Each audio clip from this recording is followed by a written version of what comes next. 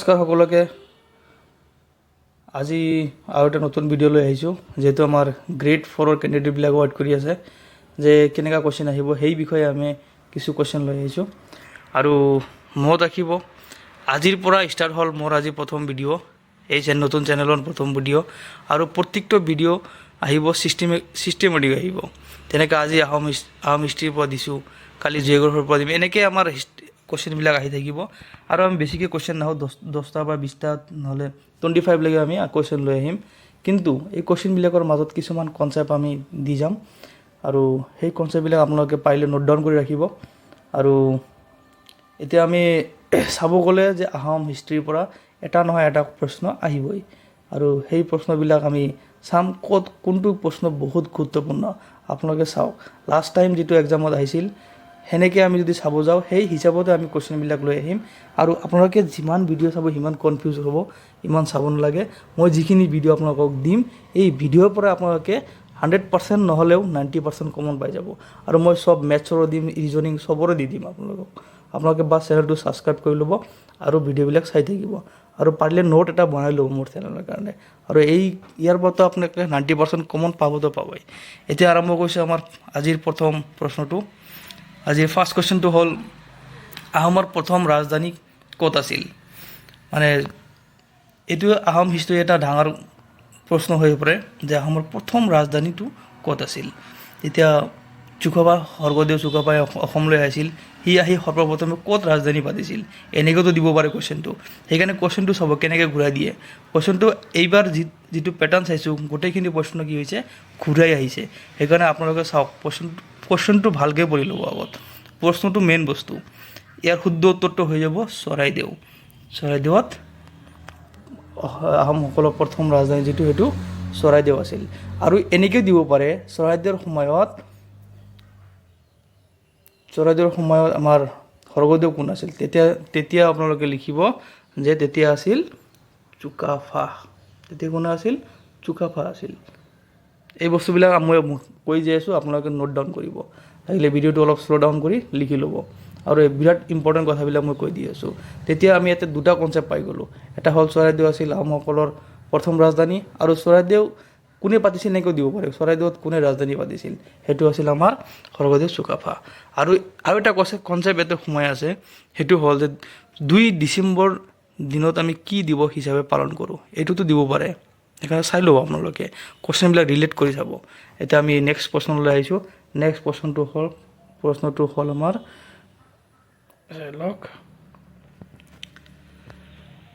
কাক ভগনীয়া ৰজা বুলি জনা যায় এতিয়া যদি আহোম হিষ্ট্ৰীত আমি চাব যাওঁ তেতিয়া ভগনীয়া ৰজা বুলি এনেকুৱাতো বহুতকৈ নাম যেনেকৈ বামুণী কোঁৱৰ আছিল তেনেকৈ ল'ৰা ৰজা বুলি সেইবিলাক বস্তু আপোনালোকে চাই ল'ব ইয়াক বেছি ইম্পৰ্টেণ্ট লাগি আছে কি কাক ভগনীয়া ৰজা বুলি জনা গৈছিল ভগনীয়া ৰজা বুলি জনা গৈছিল কিন্তু কিয় জনা গৈছিল সেইটোতো আপোনালোকে জানিব লাগে এতিয়া যদি এই প্ৰশ্নটো চাব যাওঁ কাক ভগনীয়া ৰজা বুলি জনা যায় তেতিয়া ইয়াৰ শুদ্ধ উত্তৰটো হৈ যাব জয়দেৱ সিংহ এই জয়দেৱ সিংহক ভগনীয়া ৰজা বুলি জনা গৈছিল কিয় জনা গৈছিল কাৰণ সি এতিয়া জয়দেৱৰ টাইমত ঔৰংগজেবে সিহঁতক এটাক কৰিছিল সেই সময়ত সিহঁতে বহুত ভয় খাইছিল কোনে জয়দেৱ সিং সি ইমান শক্তিশালী এটা নাছিল সেই শক্তি নাথাকাতে নিজক মানে পলাই গৈছিল তাৰ পৰা নিজৰ সাম্ৰাজ্য এৰি সি কি কয় ঔৰংগজেবৰ ওচৰত হাৰ মানি গৈছিল তেতিয়া সি নিজৰ জীয়ৰীক দিব লগা হৈছিল ঔৰংগজেবক আৰু তাৰ সময়তে এটা সন্ধি কৰা হৈছিল সেই সন্ধিটোৰ নাম হ'ল ঘিলাঘাটৰ সন্ধি এতিয়া চাওক আপুনি জয়দেৱ সিংহৰ ভালেখিনি মই কৈ দিলোঁ আপোনালোক অলপ চাই ল'ব বস্তুবিলাক ৰিলেট কৰি ল'ব আৰু আমাৰ নেক্সট প্ৰশ্নটো হ'ল ঘিলাঘাটৰ সন্ধি কোন ৰজাৰ দিনত স্বাক্ষৰিত হৈছিল মই অলপ আগতে কৈছিলোঁ যে প্ৰশ্নটো এনেকৈও আহিব পাৰে যে ঘিলাঘাটৰ সন্ধি কোন ৰজাৰ টাইমত স্বাক্ষৰিত হৈছিল সেইটো একে হৈ যাব মই অলপ আগত কৈ দিছোঁ সেইটো শুদ্ধ উত্তৰটো হৈ যাব জয়দেৱ সিংহ এতিয়া আৰু এটা প্ৰশ্ন ইয়াৰ পৰা আহিব পাৰে যে ঘিলাঘাটৰ সন্ধি কেতিয়া হৈছিল যদি এইটো আহে তেতিয়া আপোনালোকে লিখি দিব 1663 ঘিলাঘাটৰ সন্ধি হৈছিল এই বস্তুবিলাক আপোনালোকে নোট ডাউন কৰি ল'ব চাই ল'ব আৰু নেক্সট প্ৰশ্নটো আমাৰ হ'ল পচা প্ৰথা মানে পচা ছিষ্টেম।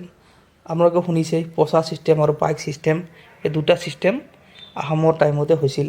কিন্তু কাৰ দিনত হৈছিল, ৰজাবিলাক কোন আছিল, সেই টাইমত স্বৰ্গদেউ কোন আছিল, সেইটো বস্তু চাবলৈ হ'লে এতিয়া যদি আমি পচা ছিষ্টেমটো চাওঁ, সেই পচা ছিষ্টেমটো আমাৰ প্ৰতাপ সিংহৰ দিনত হৈছিল, স্বৰ্গদেউ প্ৰতাপ সিংহৰ দিনত হৈছিল।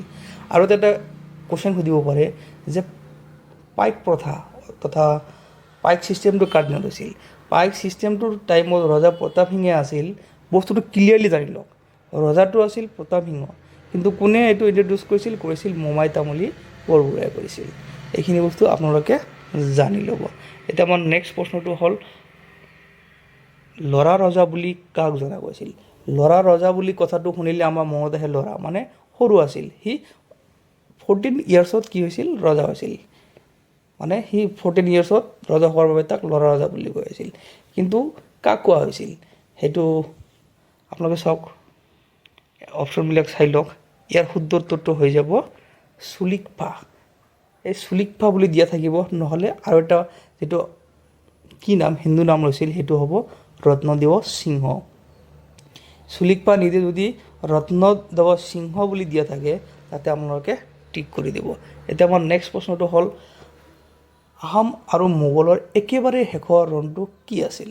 এইটো কুৱেশ্যন প্ৰায় আহি থাকে আৰু চাবলৈ গ'লে বহুত ইম্পৰ্টেণ্ট কুৱেশ্যন। এইটো বস্তু আপোনালোকে জানি ল'ব।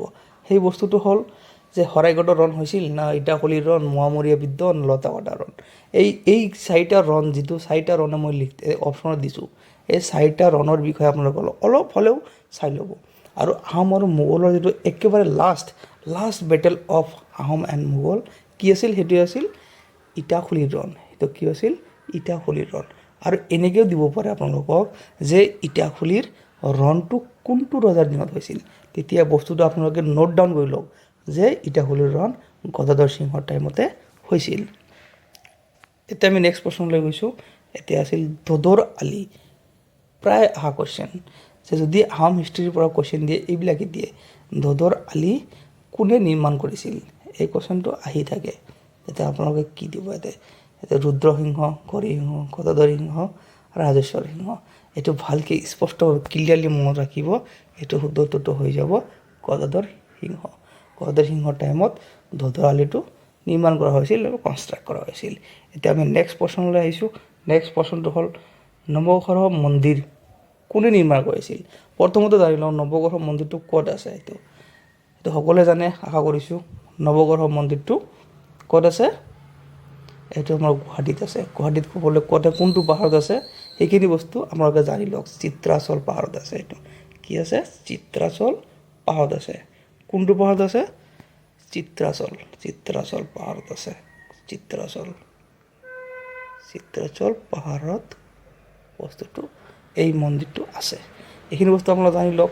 এতিয়া চাওক, এতিয়া চিত্ৰাচল পাহাৰত যদি নৱগ্ৰহ মন্দিৰ থাকে, তে এই নৱগ্ৰহ মন্দিৰ কোনে নিৰ্মাণ কৰিছিল সেইটোতো আপোনালোকে জানিব লাগিব। ইয়াৰ শুদ্ধ উত্তৰটো হৈ যাব ৰাজেশ্বৰ সিংহৰ দিনত এই নৱগ্ৰহ মন্দিৰটো নিৰ্মাণ কৰা হৈছিল।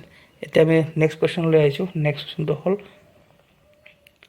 এইটো প্ৰায় অহা কুৱেশ্যন, একদম মানে চাবলৈ গ'লে ইজি, কিন্তু আপুনি চাওক ইয়াৰ পৰা বহুত কেইটা কুৱেশ্যন হ'ব পাৰে। প্ৰথমত হ'ল উমানন্দ দেৱালয় কোনে নিৰ্মাণ কৰিছিল। যদি উমানন্দ মন্দিৰ বুলিও কয়, এটাই এনচাৰ হ'ব সেইটো। যদি উমানন্দ দেৱালয়টো কোনে নিৰ্মাণ কৰে বুলি কুৱেশ্যন আহে, তেতিয়া গদাধৰ সিংহ হৈ যাব। আৰু যদি এনেকৈ আহে যে পিকক আইলেণ্ড নাইবা একদম আমাৰ যিটো ভাৰতবৰ্ষৰ যিটো আমাৰ কি আছে একেবাৰে নদীদ্বীপ, উমানন্দ যিটো মন্দিৰ আছে সেইটো কোনে নিৰ্মাণ কৰিছিল, তেতিয়া আপোনালোকে শুদ্ধ উত্তৰটো দি দিব গদাধৰ সিংহ। আৰু এই গদাধৰ সিংহৰ দিনতে সেই উমানন্দ দেৱালয়টো নিৰ্মাণ কৰা হৈছিল। আৰু যদি সোধে যে উমানন্দ মন্দিৰটো গুৱাহাটীৰ কোনটো দিশত আছে, উত্তৰ দিশত না পশ্চিম দিশত, এনেকৈ দিশটো সুধিব, তেতিয়া আপোনালোকে সদায় মনত ৰাখিব এইটো নৰ্থ গুৱাহাটীত আছে। নৰ্থ গুৱাহাটীত থাকিলে আপুনি উত্তৰ দিশত দি দিব। আৰু নেক্সট প্ৰশ্নলৈ আহিছোঁ। এতিয়া আমি কাক নেপোলিয়ন অফ আছাম বুলি জনা যায়। এই প্ৰশ্নটো আহি থাকে, যিটো অপশ্যনটো চাব সমুদ্ৰগুপ্ত, এইটো চোৱাৰ লগে লগে বহুতে টিক মাৰি দিব, কিন্তু সেইটো আনচাৰ নহয়। কিয় নহয়? সেইটো হ'ল সমুদ্ৰগুপ্ত বুলি যদি কওঁ আমি নেপোলিয়ন অফ ইণ্ডিয়াহে বুলি জানো আমি, এইটো নেপোলিয়ন অফ ইণ্ডিয়া বুলি আমি গম পাওঁ। কাক গম পাওঁ আমি? ইয়াক গম পাওঁ, নেপোলিয়ন অফ ইণ্ডিয়া। নেপোলিয়ন